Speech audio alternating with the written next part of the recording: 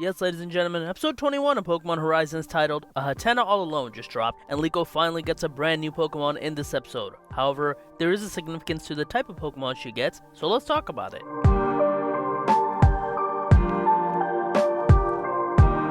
While this episode is about Liko catching a brand new Pokemon, it's also about continuing from the previous episode and really trying to dive deep into Liko's emotions. The setup of this episode is that a Hatenna goes into a hut into the mountains because it's scared of lightning and thunderstorms. The episode begins with Liko finishing her online classes, and she's having a video chat with Anne. Anne starts asking her about the essay that they're working on for class, which is about what she wants to be, but Liko says that she really hasn't started working on it because she doesn't know what to write about yet. Again, continuing the discussion from the previous episode where she quit the battle because she didn't want to hurt another trainer's feeling, it's an interesting dilemma to put our main character into. Here we also find out that Anne herself has caught a Sandshrew. Our heroes then head to the Galar Mines to do some investigations, and while on their way to the mines, Liko continues to think about how everyone around her has a goal and they're working towards it. Anne wants to battle with her Oshawott, Roy really wants to face off against Rayquaza. Meanwhile, she doesn't know what type of trainer she wants to be. And then she thinks about something that seems so absurd. It's a small thing, but it really bothered me. She says she doesn't know if Sprigatito wants to be stronger.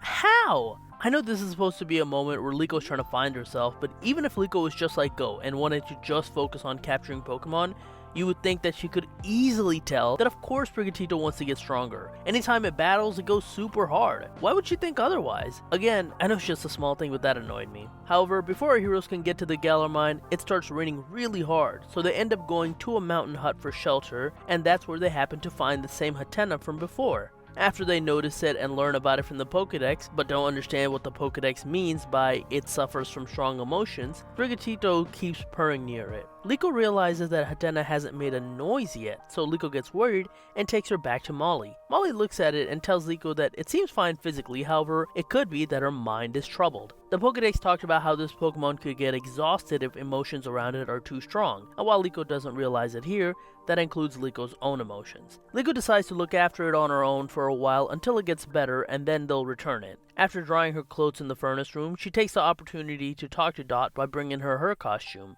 She asks about Hatenna, and Dot gives an example of her being a social media star, how sometimes she gets upset at the comments and sometimes she's happy. However, Dot emotes strong emotion when expressing her frustration sometimes, causing Hatenna to get scared and run away from the room. Then, Liko and Dot go looking for it. It ends up in the kitchen where Murdoch and Orla are fighting about how reliable the brave Asagi is against storms, and they end up going at each other, causing Hatenna to leave the kitchen. While here, we do get a funny bit where Murdoch says that this was the first time he spoke to Dot face to face in a while, and that was a great conversation, even though he didn't really talk to her. That's both sad and funny. They then go to Roy, who's trying to make a trap by putting food on top of a box so that hopefully Hatenna would jump in to get the food and then they could grab it in the box. However, all it captures is a Suicune. The Hatenna feels lost in the area as it doesn't even want food from Alcremie, who offers it to it. Instead, it runs away to the top of the ship. Meanwhile, our heroes all decide the best way to find it would be splitting up. Since it's raining, Liko thinks about the first time she was in the ship and how the weather conditions here are similar. She thinks about how she felt lonely when she lost Sprigatito, which is probably how Hatenna is feeling. She remembers then going to the top of the ship, and that's when she realizes that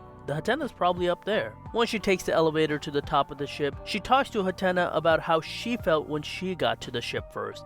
She also felt lonely and lost, and expressing that in a calm manner allows Hatenna to calm down. It seems to make the Hatenna feel a little bit better, and the Hatenna ends up jumping on her hoodie and goes to sleep before she goes down. Even her friends notice how Liko's looking more cheery now. Like I said, the Hatenna wasn't just reacting to it being lonely, it was also reacting to Liko's emotions because she was also feeling lonely and lost. So when she's finally able to talk it out and that makes her feel better, it makes both of them feel better. The next morning, she tells everyone about how she got it to relax as it's still in her hoodie. However, Liko doesn't think that Hatenna can handle the high emotions in the ship, so it would probably be best to return it. They get back to the mountain hut and let it go. However, Sprigatito sees that Liko is sad to let it walk, so it goes to talk to Hatenna, who then swiftly jumps back in Liko's arm. It wants to join Liko. Fried gives her a Pokeball to make the capture official, and Liko finally gets her official capture of this series. And with that capture, Liko realizes that she's good at understanding how Pokemon feel, so that's the type of trainer she wants to be. Now, I'm not sure where that's going to lead.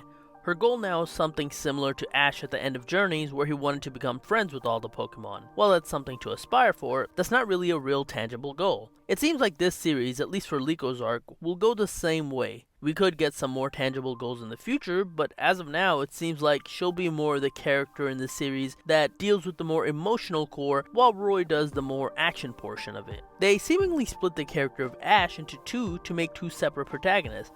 It'll be interesting to see how the series handles this moving forward. Also, technically, is this Liko's second or third capture? Do we count the Arboliva she has? I guess that's more of a special occasion Pokemon that only arises when the pendant is in trouble. So yeah, I guess this would be her first official capture that she can use anytime. I hope that this isn't like Chloe from Pokemon Journey, so hopefully Liko does end up getting more than just one Pokemon for the future, but again, I guess we'll just have to wait and see. Regardless, with that now out of the way, our heroes now head to the Galar Mine, and we get the return of a familiar foe. Amethio and his group are also heading to the Galar Mine to find Rayquaza. However, he's on his own missions, as the explorers have assigned other people to the tasks of Liko's pendant. Instead, this is his own task. And now with them returning, and our heroes heading to the same location, we know that a conflict will be starting soon, so this is where we end the episode. Overall, I enjoyed this episode. While it was slow paced, I think that was needed. We know that the action's about to pick up as the Rayquaza plot comes back into frame, and for a while it felt like we weren't going anywhere with Liko's character. Her now getting an additional Pokemon, as well as some development for the type of trainer she wants to be,